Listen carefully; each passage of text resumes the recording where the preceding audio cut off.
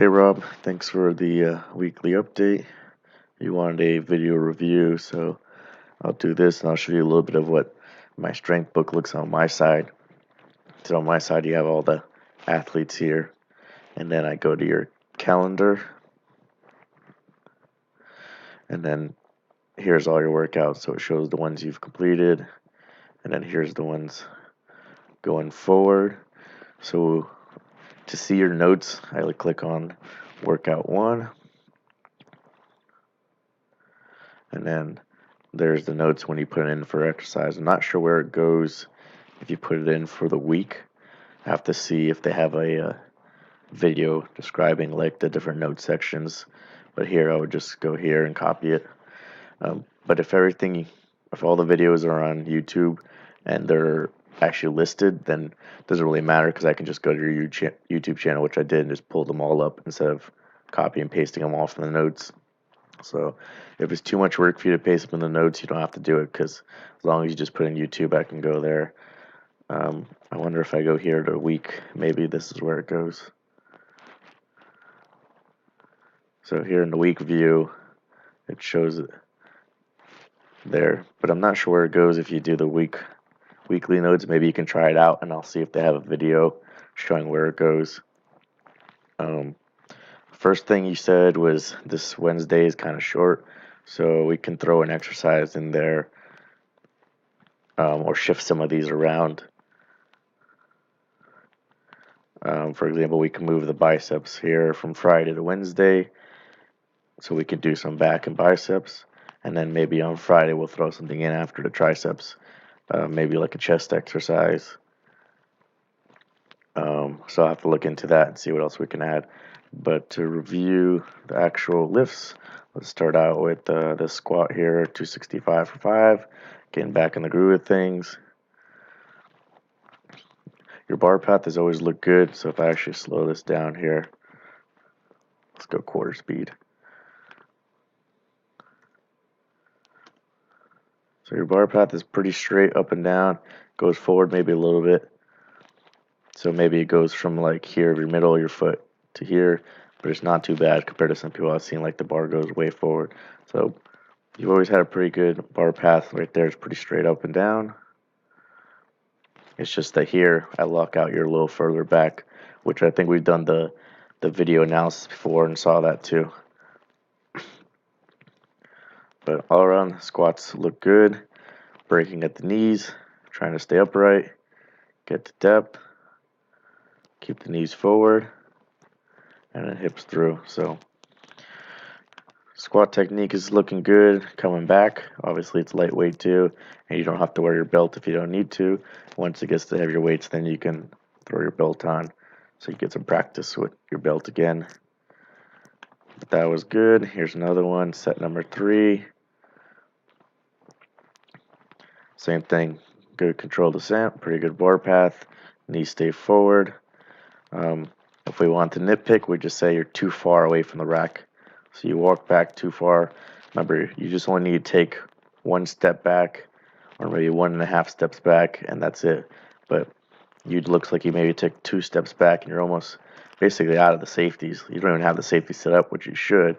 But even here, like if you failed and you dumped it forward, you'd land the safeties here, and maybe the rack would tip. If you dump it back, it's just going to fall to the ground. So you really should be set up where you're basically right over this upright of the safety. So if you dump it forward or back or anything like that, you're actually in the safeties. So this kind of, you can see how far away you are. So if we want to nitpick, that's the only thing, is shorten up the walkout, make it more efficient, get your safety set up so that if you did have to dump it or something like that, you're actually in the safeties. But squats themselves look good. Let's see what we got next. Let's take a look at the 285 for 3.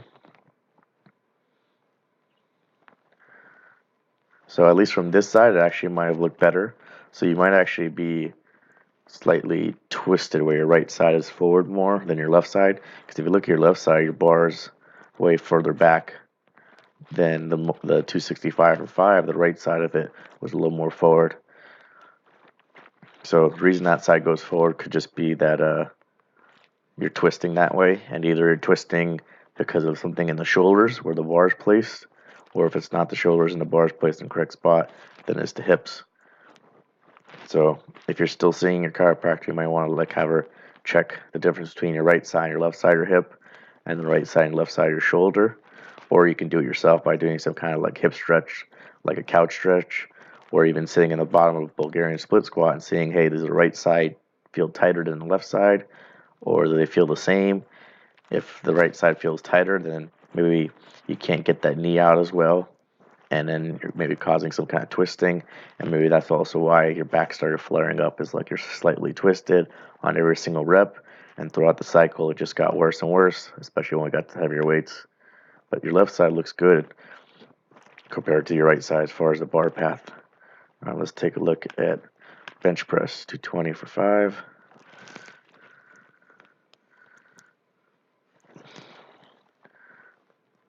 So these look good too. You were talking about your elbow position. Let me read it again.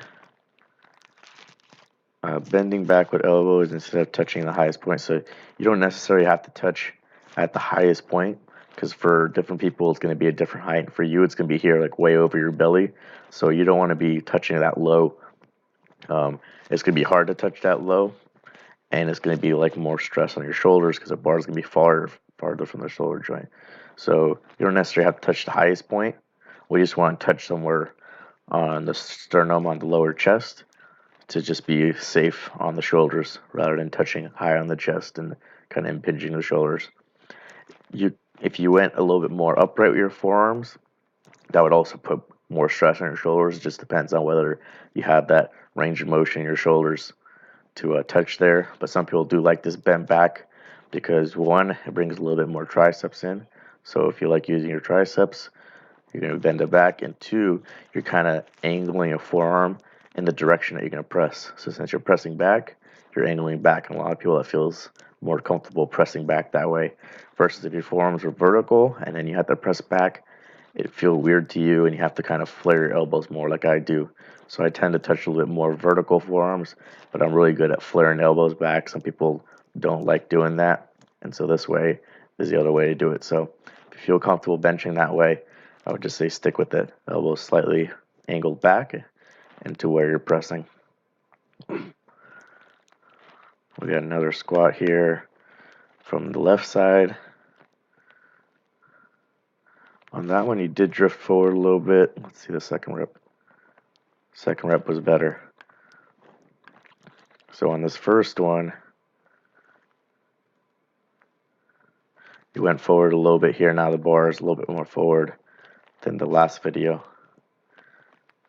And then on the second one, you kind of regained your position. So now we're a little further back. So I know you haven't been squatting, so now we're getting back to it. You just have to be a little bit more consistent with figuring out your bar path. And so on those, the first and third rep where you went forward, you actually tip forward on the bounce too. So here you're forward again, and then that also causes you kind of like hip shoot up and tip forward a little bit. So your second rep on this set was the best. So that's fine. As you keep practicing, you'll get a little bit more consistent in to your squat. And on this one, let's take a look from the back. Everything looks good as far as bar position, elbows. So overall, squats are good. You just have to kind of look into seeing if there's some kind of imbalance between the left and right side, and then just getting that bar path down. Let's take a look at your trap bar deadlifts. So what you want to try and do with your trap bar, the reason why it's kind of like an RDL, is because you're trying to, even though it's a trap bar deadlift, you're trying to deadlift it, even though it should be actually more of a squat. So the reason why it should be more of a squat is, one, because the bar is not in front of your shins. You can actually pull the bar back over your middle of your foot, just like, or even further back, just like a squat. So in your squat, you can actually get the bar over your middle of your foot or over your heels, whereas from your deadlift, it's going to be over the middle of your foot or just slightly in front. And then the other thing is, in your squat, you can bend your knees as much as you want and go forward. And in the deadlift, you can't because you're going to hit the bar. But here, again, the bar is not there. So again, you can bend your knees forward, sit down, and get these shoulders back to over here. So you're kind of trying to deadlift it, or Romanian deadlift it, where you should actually try and squat it a little bit more. So I wonder if I just search trap bar on Google. Let's see what comes up for the images. So you can kind of see here a little bit, the guy's kind of sitting down more into it. Same with this one, so you can see how far the knees are forward, and he's a little bit more upright than you. Obviously, if you have shorter arms, you're going to be bent over more, and if these handles don't go up as high, depending on which kind of trap bar you're using, then you're going to be bent over more. But you can kind of squat down into it more, which is the whole point of the trap bar, is the bar is not blocking your shins, so you can bend your knees more, sit down more, and use more quads to kind of squat it up. So you can try that out next time and see if you can sit down more and keep your hips down and get your shoulders back a little bit more. So all these kind of give you an example of how you can get lower to what you have. All right, let's take a look at the next video. We got our regular sumo deadlifts. So sumo always looks pretty solid, especially with the lighter weights, bar path, straight. What's up with our quality? Let's see if we can actually turn this quality up so we can see what's going on. So our bar path's pretty straight, starting position is nice and tight, back is straight, head's pretty neutral, hips are higher than the knees, shoulders are higher than the hips. Everything looks good for your starting position. So that deadlift looked good. Let's take a look at this set.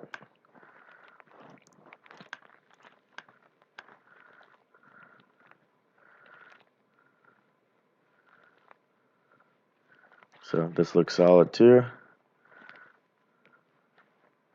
And same thing for your deadlift. You don't have to use a belt right now, whereas we're just getting back into training, just getting your technique back, getting some volume in, and then once it gets heavier, then you can throw your belt on. Let's take a look at this trap bar deadlift set as well. So same thing here. Basically, your hips are not going up and down at all. They're just coming back and forward. So you can just focus on bending your knees a little bit more. We're trying to roll the trap bar a little bit this way and get a little bit more upright, just like in those pictures.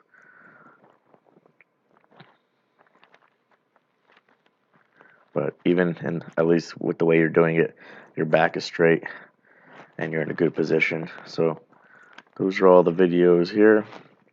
So what I'll do is go and add an exercise to Wednesday, maybe switch over the biceps from Friday to Wednesday, and then put like chest flies on Friday instead. And then I'll take a look at the numbers and see if I need to update anything, and then I'll shoot it over to you. Other than that, I think everything else looks fine. Alright, so I'll send that over to you now. Alright, hope that helps.